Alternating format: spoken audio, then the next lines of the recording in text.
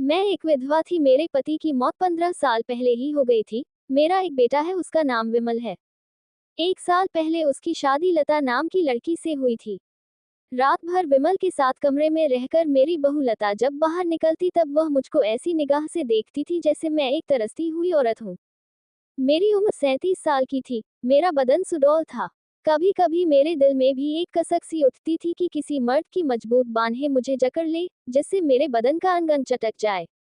इसी वजह से मैं अपनी बहू लता से जलती भी थी। पिछले कुछ दिनों से गांव के जमींदार का बिगड़ेल बेटा मुकेश मेरे पीछे पड़ा हुआ था।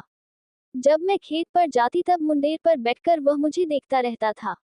मुझको यह अच्छा लगता था और मैं जानबूझकर अपने कपड़े इस तरह ढीले छोड़ देती थी जिससे मेरे उभार दिखने लगते थे।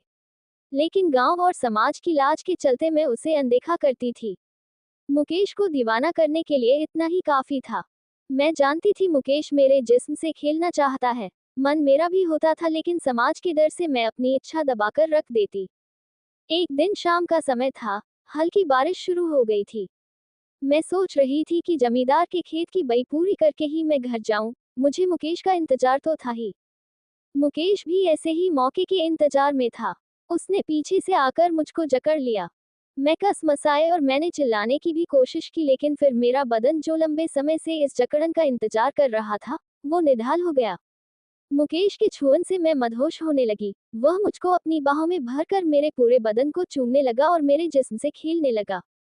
फिर जब वह शांत होकर मुझसे अलग हुआ तब मुझको लोक लाज की चिंता हुई। मैंने जैसे तैसे अपने को समेटा और जोर जोर से रोते हुए सरपंच के घर पहुंच गई और आप बीती सुनाने लगी। लेकिन मुकेश की दबंगई के आगे कोई मुंह नहीं खोल रहा था। इधर जब बात मेरे घर तक पहुंची तो मेरा बेटा विमल और बहू लता भी सरपंच के यहाँ पहुंच गए। मैं रो रही थी, लेकिन लता से आंखें मिलाते ही एक कुटिल मुस्कान मेरे चेहरे पर फैल गई। गांव में चौपाल बैठ गई थी।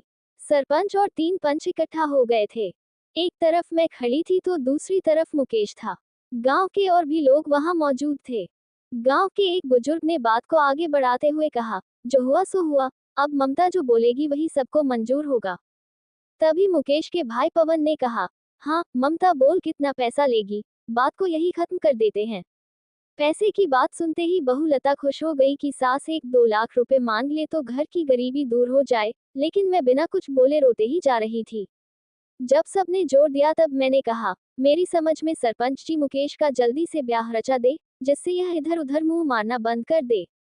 मेरी बात पर सहमत तो सभी थे, पर मुकेश की हरकतों और बदनामी को देखते हुए भला कौन इसे अपनी बेटी देगा। इस बात पर सरपंच भी चुप हो गए। मुकेश अब 40 साल के आसपास हो चला था, इसलिए चाहता था कि घरवाली मिल जाए तो जिंदगी सुकून से कट जाए। महेश ने कहा, ममता तुम्हारी बात सही है, लेकिन इसे कौन देगा अपनी बेटी।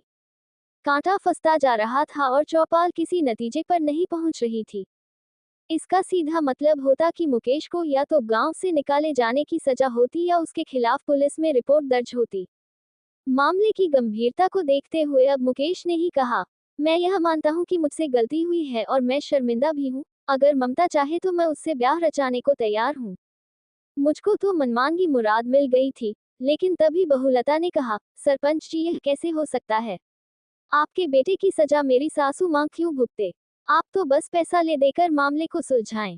तब पवन ने कहा, हम ममता की बात सुनकर ही अपनी बात कहेंगे।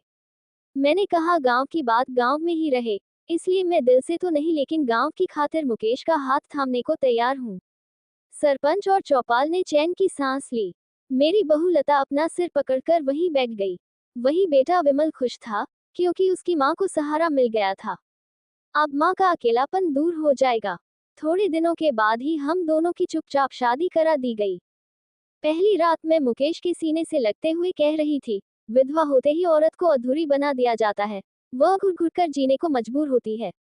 अरे अरमान तो उसके भी होते हैं। और फिर मेरी बहू लता, उसकी निगाहों ने हमेशा मेरी बेइज्जती की है। उसके लिए मेरी जलन ने ही हम दोनों को एक करने का काम किया है।